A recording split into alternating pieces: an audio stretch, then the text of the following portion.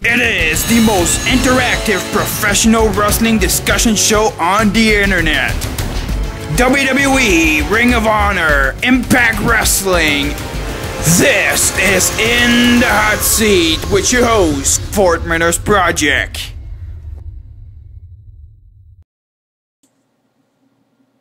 Alright, what's going on, guys, and welcome to this week's episode of In the Hot Seat. And of course, as always, I got a great show lined up for you guys. And for this week, I will have the SummerSlam preview show right here on In the Hot Seat. And as well, with my guest at this time, I got the voice of In the Hot Seat himself, and that's right, Gooder S&D joining me at this time. And what's going on, man? The official voice of this show is back home. Alright, it's a pleasure to have you back here on the show for the SummerSlam preview show. And with that being said, I got a lot to get to, all things SummerSlam right here on the show. And with that being said, with the first topic, and what to you is your favorite SummerSlam of all time? It doesn't really have to go into anything in particular of how many. So what is your favorite SummerSlam of all time? Well, we were actually talking about this before the actual taping, and talking about, of course, SummerSlam 2002. Yeah. SummerSlam 2002, definitely one of the best, SummerSlam in history, maybe even the best. That pay-per-view stole the show, stole the actual. I think it was the best pay-per-view of that year of 02. It was definitely in the category of the best pay-per-view of the year. Mm-hmm. Of course, Rock against Brock. Triple against Shawn Michaels, that match definitely stole the show. And of course, keep in mind that it's been actually a while since I watched SummerSlam 2001. I actually ordered that on DVD, awesome. And I'm scheduled to have this on DVD in a little while. So I can't really judge when it comes to which one is better between, of course, 2001 and 2002. Yeah. But 02 definitely one of the best SummerSlam. Yeah, and getting back to SummerSlam 02, definitely one of my favorites. Of course, mentioning Rock versus Brock, and that's I got the DVD right here. And there were a lot of other matches on the card, like you mentioned, Michaels and Triple H, Taker and Test, just to name a few, just a stacked card. And at the time, as I mentioned too earlier, I wasn't really happy about Brock Lesnar winning the championship. I was kind of disappointed. I wanted The Rock to hold the championship just a little bit longer, but that didn't happen. But over time, I got used to Brock Lesnar, and I am a fan of him to this day. And now that he's in UFC, so nothing really bad to say about Brock Lesnar. And that's better not, because he's gonna crush you. Yeah. No, I'm not gonna say anything bad about him. He's a good wrestler and doing good in the UFC, so can't complain about that. Next SummerSlam I got here, and that's SummerSlam 2003. I thought this was a good SummerSlam, and one of my favorites. Also, pretty well stacked card. In this one we had the Elimination Chamber here. We had for the World Heavyweight Championship Triple H, Orton, Jericho, Goldberg, Michaels, and Kevin Nash all in this match. For the WWE Championship, Angle and Lesnar, Rob Van Dam versus Kane, and just to name a few, right here on SummerSlam 2003. Next thing I got here, and that's SummerSlam 2004, and this is the actual one. Good. Yeah, it is a good SummerSlam, and this is the actual one that's that added. Yep. My man, making history. Yep. And winning the World Heavyweight Championship there, so that was a good moment with that, and some of the matches that we got there. Just to name a few, like I mentioned, we got Randy Orton for the World Heavyweight Championship against Chris Benoit. We have JBL and The Undertaker for the WWE Championship as well, and Eddie Guerrero and Kurt Angle, which was a good match too as well. Booker T and John Cena, just to name a few, right here at SummerSlam 2004. And the last one I got is SummerSlam 05, and this one having HBK and Hogan, as you can see right here on the cover. And, some of the matches that we do have, Rey Mysterio and Eddie Guerrero in that ladder match. Great match. Oh, yeah. John Cena and Chris Jericho for the WWE Championship. Batista and JBL, no holds barred match for the World Heavyweight Championship, all right here in SummerSlam 2005.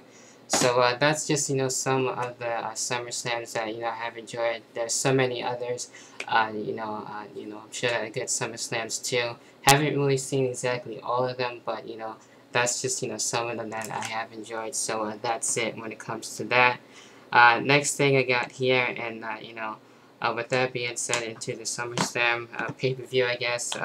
What to you is your all-time favorite SummerSlam theme song? Holy shit. That's a hard one, man. I wasn't prepared for that one. Maybe I like the original version of the fight song for SummerSlam 2002. The one that's actually playing on the DVD of SummerSlam 2002 on the menu.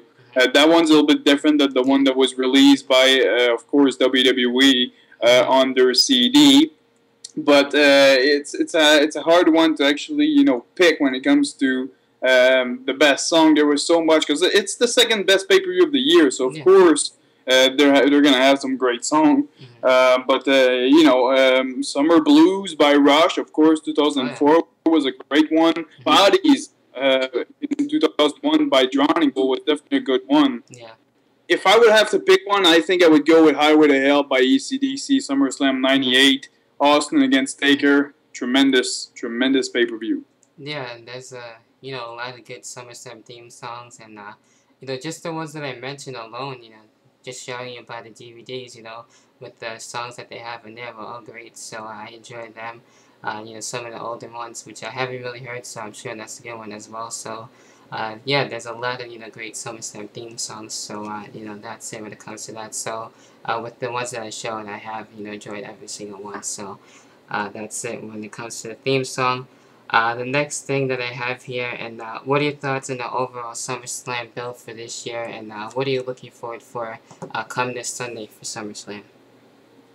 When you look at the actual build for this SummerSlam, it's a bit lackluster. Yeah. With the build and everything, just the fact that there's only 4 matches. I think after SmackDown, there's probably going to be a little bit more match official for the pay-per-view. So, I think going into SummerSlam, if they don't have that much match built, but not necessarily built, but at least announced for the pay-per-view, it makes more for an unpredictable pay-per-view, which, could be a good thing. It could be something going into a pay-per-view where you don't know what to expect, and that's always a good thing when it comes to being a pay-per-view. But the question is, will this cause people to not buy the pay-per-view? Should be interesting to see.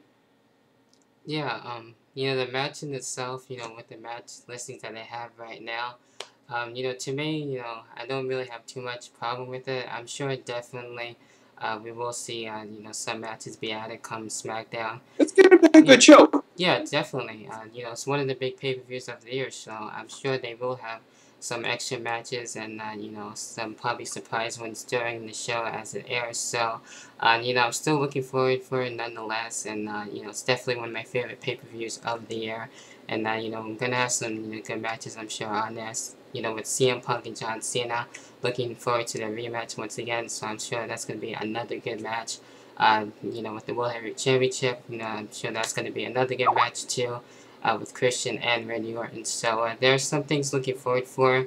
With the CeeLo Green performance, I'm kind of looking forward for that. Nothing really too bad to say about CeeLo Green. I think he's a good, singer and everything. So it's going to be interesting to see how he's going to, be able to, handle that performance, in the wrestling ring. So, I'm actually kind of... Handle being booed by the wrestling fans. What was that? I said the handle being booed by the wrestling fans. Yeah. Well, we'll have to see. So it's going to be definitely interesting. Next thing I got here, and it's pretty much the last thing. What to you is your favorite SummerSlam moment for any SummerSlam or SummerSlams? Well, moment. It's hard to say.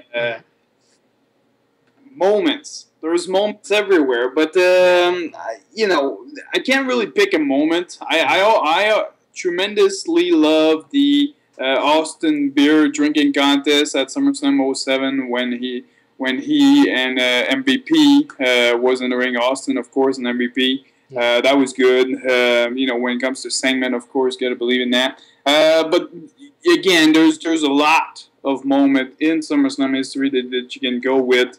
SummerSlam '02 had a lot of moments to watch, and it's hard to say. But when it comes to match, you can't even talk about SummerSlam without talking about the Mr. Perfect Bret Hart match from SummerSlam '91. Yeah, So, there was good moments in the 80s, there was good moments in the 90s, and there's still good moment today. So, yeah. it's going to be a good show, man. I'm pumped. Yeah, same here. And with this Sunday, I'm sure there's going to be more moments made for SummerSlam for this year. So it's definitely going to be, a good show to check out. And yeah, there's a lot of moments out there.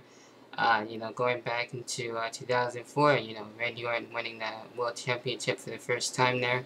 With that, that's one of the moments. And there's just a lot of moments to name. So, like you said, it is kind of hard to pick up, but that's just, to name a few. But yeah, that's pretty much it, with all things SummerSlam. Is there anything else, you want to give your final thoughts on, or, predictions and stuff like that before we end the show here? Going into SummerSlam Sunday, Mm-hmm. I have my last thoughts going into this pay-per-view is, I know a lot of people might hate me for that one, but let's go Orton.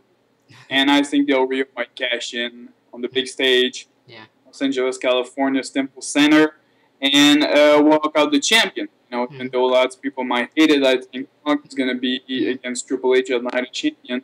There might be a little, surprise in stores, if you want to call it that way, and have a John Cena Laurinaitis feud, or John Cena. I don't know what's going to happen. You can't really predict. But the pay-per-view looks good, and I'm actually interested in seeing this pay-per-view. Yeah, same here. Yeah, I think it's going to be a good show. Hopefully, end up being a good show. I'm kind of interested in seeing, how Triple H is going to call, this matchup between WWE. He's going to screw everybody. Well, really, we'll see. So it's going to be interesting with that. And I'm looking forward to, most of the matches too. So, Anyway, that about does it for this week's episode for In the Hot Seat. Let me know what you guys' thoughts are on SummerSlam or past SummerSlam. Wait a minute. What's that? What's up? YouTube.com/SimonMichaelHD. Uh-huh. Twitter.com/SimonMichaelHD. Join the revolution. Alright. Definitely, I will leave a link, of course, to the Twitter, as well as... And YouTube. And YouTube, definitely. And I can't forget about that. So, with that... And Facebook. And MySpace. Yep. Whatever I'm it is everywhere. that you have, I'll leave a link to it, and I can't forget about that. So, definitely, guys, go check it out in the description box. But anyway, that about does it for this week's episode for In the Hot Seat. And as always, I will talk to you guys later on. Peace. Oh, yeah. Wake up. Alright.